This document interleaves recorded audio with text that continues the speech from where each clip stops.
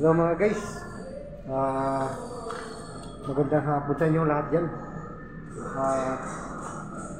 Yung lilipatan naming project, itong natapos namin install nung mga 2 buwan nakalipas. Ito yung DPWH, at ito yung susunod namin patatakbuhin. I-set up namin control, electrical, lahat ng kulang dito mga guys, i-set up namin. So ang karo nito, ang elevator ay buo na, no? Electrical na lang ang kulang.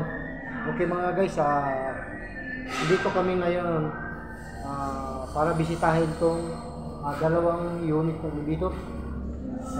Titingnan natin kung ang pit kasi nito puno ng tubig noon.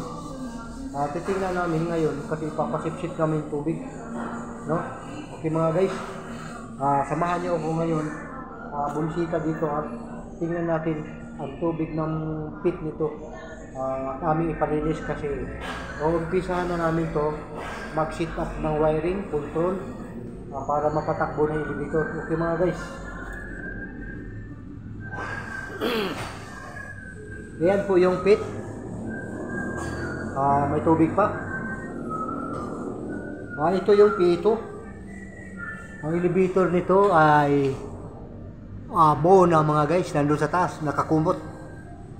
Pagkatapos ang P1 dito naman sa kabila. So ganun pa rin, may tubig pa rin mga guys. Ayan, malalim po ang tubig nito at hanggang baywang pa yan ng tao mga guys.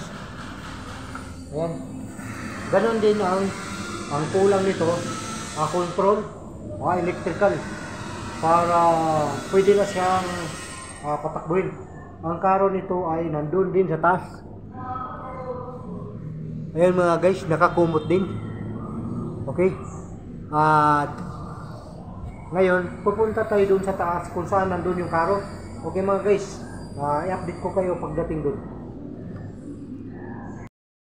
So mga guys, continue. Nandito na tayo sa taas, sa pawalong palapag. Yung karo nito, ito na, buo na yan mga guys. Wiring na lang ang kulang. Maganda ang shop nito, malinis at walang mga kalat ng simento. Ayan ang P2 mga guys. Tapos ang P1 at nandito rin, nakakumot din yung unit. Ayan mga guys, at ganun din makina at malinis din ang shop. Okay mga guys, at susunod ng pabalik namin dito,